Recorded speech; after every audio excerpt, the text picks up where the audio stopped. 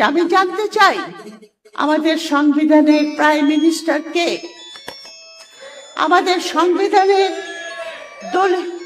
সংবিধানের যেটা থাকে দলীয় যিনি নেতা, সাংবিধানিক নেতা, তিনি কে? এটা একটা প্রশ্ন। কারণ যে সমস্ত সাংবিধানিক সমস্যা, যে সমস্ত আশা আকাঙ্ক্ষার কথা এই আন্দোলনের দ্বারা ইয়াং জেনারেশন তারা তুলে ধরেছে, সেগুলি মেনে নেবে না মানা মেনে নেবে সেটা কিন্তু দলীয় নেতার বলার কথা। কিন্তু দলীয় নেতা যতক্ষণ না বলবেন ততক্ষণ পর্যন্ত আমরা এটা কি করে বুঝবো যেটা কার ভয়েস, কার ভয়েস এটা?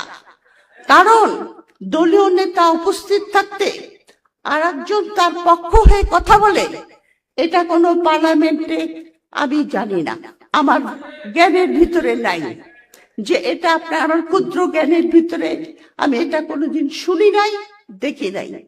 আমি বহুদিন কিন্তু পার্লামেন্টারি গভর্নমেন্ট নিয়ে দেশে থেকেছি ওসব দেশে। তো সুতরাং তারপরে ওনার দলীয় নেতা বলেছে হ্যাঁ ভোট দেন আপনারা গণভোটে। তাহলে উনি কেন বলছেন না যে আমি হ্যাঁ ভোট দিয়েছি মানে এটা এখন মেনে নিতে হবে? আমরা ওনার মুখ থেকে শুনতে চাই। আপনাদের তরফ থেকে এই কথা বলছি যে আমরা ওটা শুনতে চাই। গণভোটকে এবং জুলাই সনদকে মেনে নেওয়া মানে আপনি এই আন্দোলন, এই স্যাক্রিফাইস, এই পঙ্গুত্ব, হাজার হাজার ইয়াং ছেলে সব কিছু বৃথা যাবে এবং আমরা এটা মেনে নিতে পারবো না। সুতরাং এই একটা পয়েন্ট। দ্বিতীয় পয়েন্টে বলে আমি শেষ করে দেব অল্প সময়, সেটা হলো ওনারা অনেক অধ্যাদেশ বাতিল করে দিয়েছেন এবং বলেছেন যে আমরা যাচাই বাছাই করব।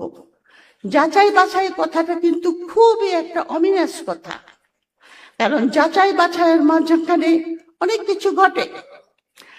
যে অধ্যাদেশগুলি উনি বাতিল করেছেন তারা বলেছেন পরে আমরা বিল আকারে করব, আনবো। মানবাধিকার, পুলিশ কমিশন, গুম কমিশন, এগুলি সবই একটা জাতির জনগণের মানবিক অধিকার লঙ্ঘন করার জন্য যদি ঠিক মতো না হয় যথেষ্ট। দ্বিতীয় দুদকটা ভুলে গেছি, দুদক, এবং দুদকের না হলে দুদকের চেয়ারম্যানকে সরিয়ে দেওয়া হয়েছে। এস আলম আবার চলে এসেছে। হাসিনার আমলে কি ছিল? অলিগার্কদের রাজত্ব। আমরা অলিগার্কদের পদধ্বনি দেখতে পাচ্ছি। দ্বিতীয়ত আপনার যে কথাটা সবচাইতে বড় জিনিস যেটাতে হাত দিয়েছে তারা, সেটা হলো আপনার বিচার বিভাগের স্বাধীনতা।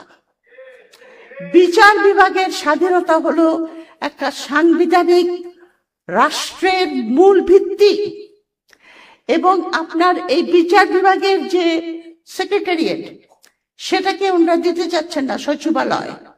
আর্গুমেন্ট করেছেন যে ওই সচিবালয় করতে যে টাকা লাগবে সেই টাকাটা তো জনগণের থেকে যাবে, ওটা জনগণের কাছ থেকে আমরা আনবো কি করে? কিন্তু বিচার বিভাগ তো আপনার মানে সরকারের একটা ব্রাঞ্চ, সাবেক ব্রাঞ্চ এটাকে বলে। এটার স্বাধীনতা যদি আপনি এনশিওর করতে না পারেন, বিভিন্ন ধরনের প্রসিডিওর আছে, আমি ওগুলি বলবো না, দীর্ঘস্থায়ী হয়ে যাবে। যেরকম বিচারকদের আপনার নিয়োগ, তাদের রিমুভাল, তাদের পেনশন ইত্যাদি ইত্যাদি অনেকগুলি আপনার সংবিধানে লেখা থাকে। এগুলি হয়ে গেছে আবার সংবিধানে এগুলি লেখা থাকে, কিন্তু ওই ভিত্তিটা পর্যন্ত তারা দিতে রাজি হচ্ছেন না। সংবিধানে বিচার বিভাগে হাত দেওয়া মানে হলো আপনি স্বৈরতন্ত্রের পথে অগ্রসর হচ্ছেন। কারণ শেখ হাসিনা অনেক কিছু করেছে, আপনারা জানেন, সংবিধানের নামে। এমনকি যে আন্দোলনটা যে নাহিদরা করেছে সেটাও তো সংবিধান থেকেই শুরু। সংবিধানে বলেছিল কোটা হবে, তারপরে আবার সেটাকে ওভারটার্ন করে দিল, সেখান থেকে এখানে আসলো। সংবিধানকে ব্যবহার করে কেয়ারটেকার গভর্নমেন্টকে সরিয়ে দেওয়া হয়েছে। একটা কথাই আছে যে political question must be settled politically. Political question যদি আপনি বারবার বিচার বিভাগকে টেনে নিয়ে আসেন, সেটাকে বলে আপনার জুডিকেশন অফ দি পলিটিক্স। তার মানে আপনি জুডিশিয়ারিকে ধ্বংস করে দিচ্ছেন। এবং জুডিশিয়ারিকে ধ্বংস করে দিলে শুধু যে মানবাধিকার লঙ্ঘন হয় তা না,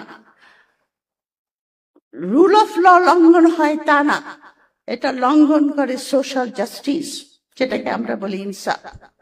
সবচেয়ে বড় জিনিস হলো সংবিধানের যে আপনার মুরব্বী, যিনি সংবিধানকে রক্ষা করবেন যাতে দেশে সাংবিধানিক আইন চলে, সেটাকে আপনি ধ্বংস করে দিচ্ছেন। শেষ কথা আমি যেটা বলতে চাই, আমি দেখছি শুধু ছল চাতুরি। কারণ এখানে আপনার নাম কি, সালাউদ্দিন সাহেব। সালাউদ্দিন সাহেব আর একটা কথা দেখলাম, আমি কাগজে আস্তে আস্তে পড়ছিলাম যে না গণভোটকে আমরা মেনে নেব, গণভোটকে আমরা 4th শিডিউলে ওটাকে আপনার ইনক্লুড করে নেব। 4th শিডিউলে ইনক্লুড করলে পরে আপনার ওটাকে ভ্যালিডেশন দেওয়া হবে। কিন্তু 4th শিডিউলকে আপনি যদি ইনক্লুড করেন, ওটা কিন্তু ডক্ট্রিন অফ নেসেসিটির আন্ডারে আসতে পারে, যেটা আপনার কোর্ট পরে জুডিশিয়াল ভাবে রিভিউ করতে পারে। আরো একটা সবাইকে গোল খাবারের জন্য একটা কথা উনি সব সময় বলে থাকেন, সেটা আমাদের কথা, এই যে আইনের কচকচানি যেটা ডক্টর মাহবুবুল্লাহ সাহেব বলেছেন, সেটা হলো যে আপনার, উনি বলে সংবিধান সংস্কার করা যায় না, সংবিধানকে সংশোধন করতে হয়। অবশ্যই সংবিধানকে সংস্কার করা যায়, পৃথিবীর বহু দেশই করেছে। উনি সংবিধানের কথা, সংশোধনের কথা কেন বলেন? কারণ কনস্টিটিউশন যদি সংশোধন হয় তাহলে সেটা জুডিশিয়াল রিভিউর আন্ডারে আসে। উনি কিন্তু সংবিধান ভালো করে পড়েছেন, বোঝা যায়, কিন্তু পড়েছেন যে কোন কোন আইন দিয়ে আমি এই পুরা আন্দোলন জুলাই প্রত্যেকটাকে ব্যর্থ করে দিতে পারবো। সেই জন্যই কিন্তু উনি সংবিধানটা কিন্তু ওনার ভালো জানা আছে, এটা বোঝা যায়, ওনার কথাবার্তা শুনলেই বোঝা যায়। কারণ ওটার কাউন্টার আর্গুমেন্ট দেওয়ার জন্য লোকের দরকার। আপনি যেটা বলছেন এটা তো পুরোপুরি সংবিধান নয়, আপনি তো অর্ধেকটা বলছেন, অর্ধেকটা বলছেন না। আপনি সংবিধানের স্পিরিটের কথা কোথায় বলছেন, যেটা একদম establish fact in a constitutional গভর্নমেন্টে। উনি কিন্তু অর্ধেকটা বলেন, অর্ধেকটা বলেন না। এই ছল চাতুরি, আমার তো মনে হয় আমাদের ভালো ভালো লয়ার অনেক আছে, আমি শিওর ওনাকে চ্যালেঞ্জ করা উচিত, বসা উচিত। লাস্ট কথা হলো, যেভাবে উনি একটা সংসদ চালানোর চেষ্টা করছেন, যে অপোজিশনকে কোনো কথা বলতে দিতে চান না, তাহলে এই 5 বছর কি আমরা এই ওয়ান পার্টি ডমিনেটেড পার্লামেন্টে থাকবো, যারা যা খুশি তাই করবে? সুতরাং আমাদের এখানে সবার আওয়াজ তুলতে হবে, ওনাকে চ্যালেঞ্জ করতে হবে যে আপনি যেগুলি বলছেন এটা অর্ধেক বলছেন, বাকিটা বলেন। বাকিটা না বললে পরে আমরা সংসদেও আওয়াজ তুলবো, আমরা বাইরেও আওয়াজ তুলব। আপনাদের অনেক ধন্যবাদ। Thank you.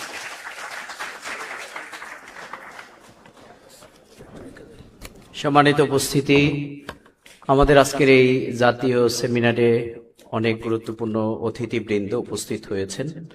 উপস্থিত রয়েছেন এলডিপির ভারপ্রাপ্ত মহাসচিব বিল্লাল মিয়াজি, জাগপার সাধারণ সম্পাদক অধ্যাপক